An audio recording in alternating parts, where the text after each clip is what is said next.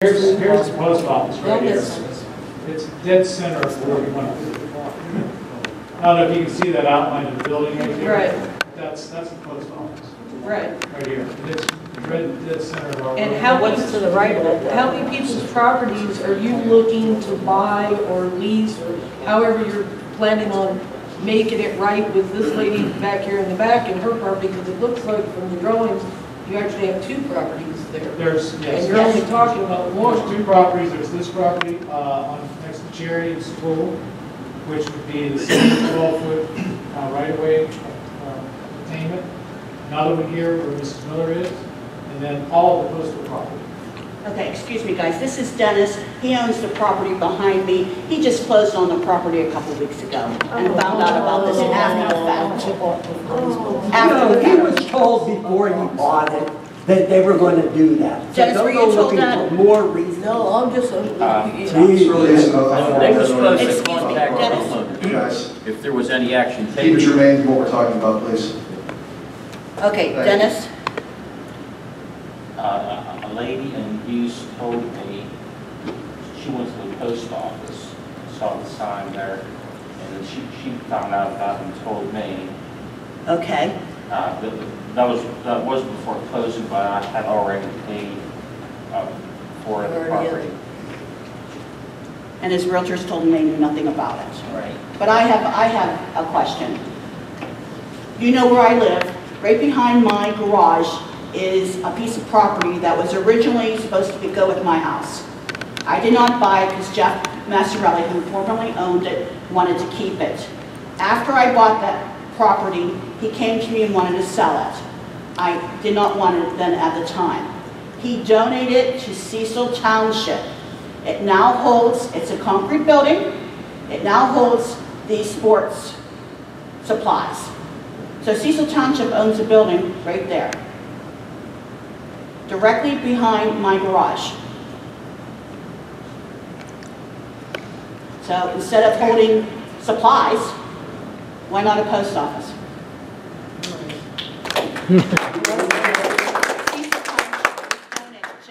Jeff donated it then, since I didn't buy it. His idea was to have storage, do storage sheds.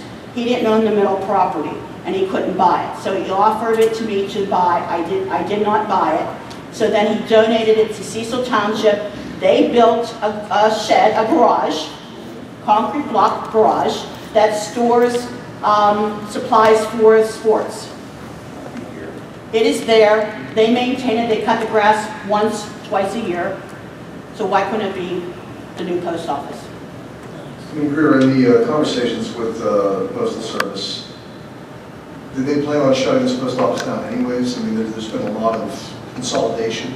I really don't know. Hey, Matt, can you answer that question? They haven't weighed in. The last inclination that I heard was that they were perhaps looking to relocate somewhere in the East community. And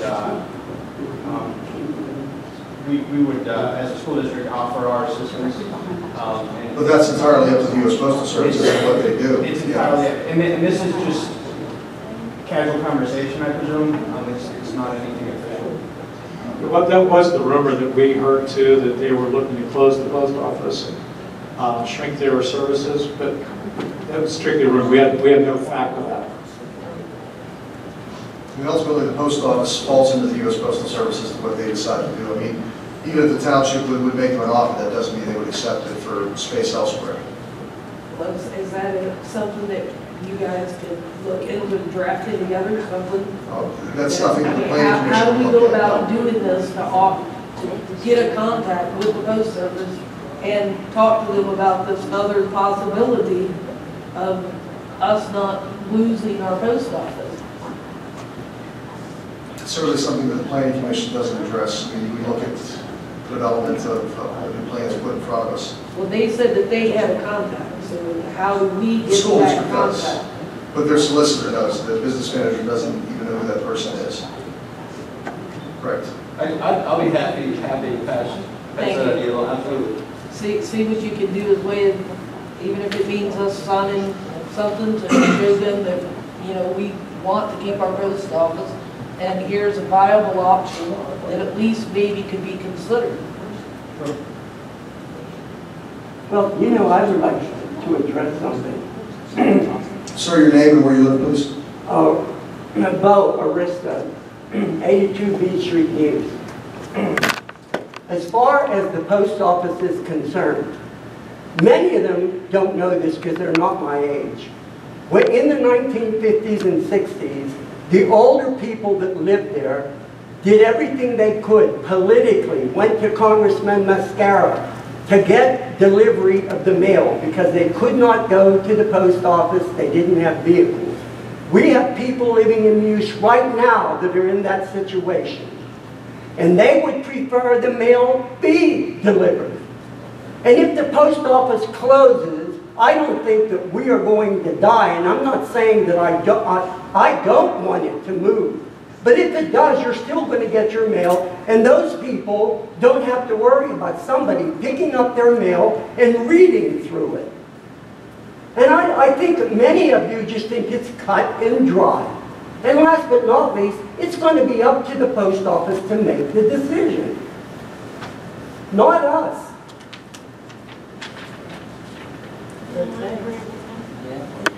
And I can add a little more to that. I was on the school board for 8 years.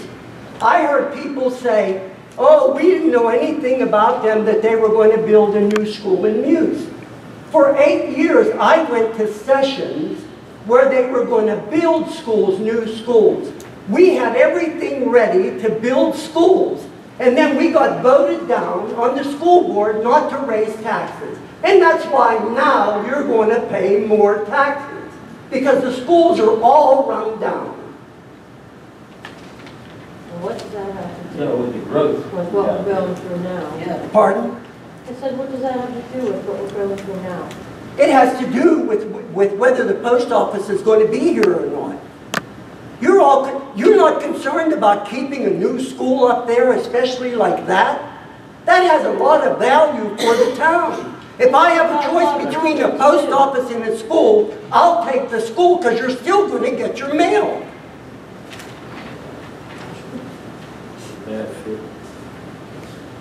This town wasn't designed for this. Right. It's a bad fit. Right, it's too big. It's too big for the roads. You know, just on a personal note, the reason why I'm on this planning commission is about 10 years ago, the old Andres Davis farm was sold to NDR to build the overlook at South Point. Originally, they were never supposed to use Anger Road as the main entrance to that development. That changed.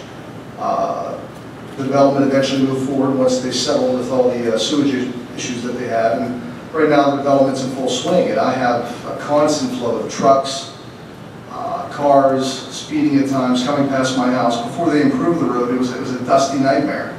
I didn't like it. I fought against it. But eventually, development is going to happen. And people that own property, whether it be the school district, the township, or a private owner, is allowed to do things with that property. They're trying to accommodate everybody as much as they could. They tried to accommodate us. It didn't always work. But the road got improved. It's gotten better. I still don't like it, but change happens. You know, and this, quite frankly, I would rather have a school behind me than 352 houses. You know, at least the school closes down at a certain time. At least you know there's certain numbers of trips back and forth. With 352 homes and the building of those homes and the mess that, you know, creates, nobody wants it, but it's going to happen. You know, and our job as a planning commission is to be a recommending body. You know, we have to look at the development plans put in front of us. We make sure they meet the requirements by law. They follow all the zoning and they follow everything that we have in our you know, planning code. If they meet that, we recommend to the supervisors that, you know, it be approved because it meets those requirements. At the supervisor level, they make the decision. They will decide what happens and what doesn't happen. And they too are constrained by the law. We can't just stop development. We can't tell people who own property, you can't do this, you can't do that. We try to negotiate, we try to do what we can to make it as amicable for everybody, you know, as equitable as we can for everybody involved. But, you know, it's unfortunate that we're not going to make everybody happy. And again, you know, we're here to recommend. And we can talk about this, we can talk about the post office. Ultimately, you know, we're not going to make a lot of decisions here tonight except to say that these plans meet the requirements if they in fact do. And that's why we're here tonight, just to state that. And it's, you know, not going to make everybody happy. There's deficiencies in it though, it's not up to standard tonight. Those deficiencies, based upon what we talked about tonight, can be met within the time frame. Most of them are issues with what's marked on the plans. They're not major issues. That's why my question to Mr. Dazaroff was, were there anything here that is insurmountable? And his response is no. He is our Well, there may. he's our engineer, and we rely upon him for his expertise. Bruce looks at it from the zoning perspective. If we're not hearing anything that says, you know what, there's no way this can happen, they can't get this done, then we would table it. But if we don't hear that, we have to go ahead and recommend that. We're constrained. We can't stop something just because we don't want it. If they meet the requirements of the law, we have got to say, okay, it's good to go to the supervisors. Ultimately, they'll make that decision. They don't meet them tonight, there's several deficiencies. Not one. Again, those deficiencies are not insurmountable. But there's several of them. Well, yeah, he has a list of them, we went down them, and again, there are things that can be addressed within the time frame given. If Dan didn't think they could be, he's not going to risk his professional reputation and say, oh yeah, it's no big deal, because he stands to lose as well. I mean, again, we're not trying to push something through here, a square peg or a round hole. There's no conspiracy here. When is this scheduled to come before the supervisor? July 6th? July 6th. July 6th, yeah. It is? It'll be July 6th, if it's approved tonight. Dan, is there anything you think they can't possibly do by that point in time? I'll ask you. What about the property owner? You just said that you You got can't what, force 2 them to weeks? do anything. You got 2 weeks to Let's notify the let property. Dan answer the question. There are some issues, some off-site issues that need to be discussed. We have, how long before the supervisors meeting on July 6th? A couple weeks? 2 weeks. 2 weeks. 2 weeks. So, the best that I can move forward, I don't want to drag them back here if this board feels comfortable with that. It would be Bruce and I's call whether it makes it to the planning, makes it to the supervisor's agenda. If they don't have, if I can't go to the supervisors and say, this whole list is finished and good, then they're going to have to wait. Because if we recommend based upon them meeting all these requirements. If they don't, then it doesn't go forward. So, it's nothing here is going to be an earth-shattering, move if we say yes or no. All it's going to do is slow down the process if we say no. It's got to be done right the first time. And if it's not done right, then it doesn't go forward. Sir? Even if we say we recommend approval. Yes. What if people file a lawsuit against this? The property? What if they file a lawsuit? How's that going to hold it up?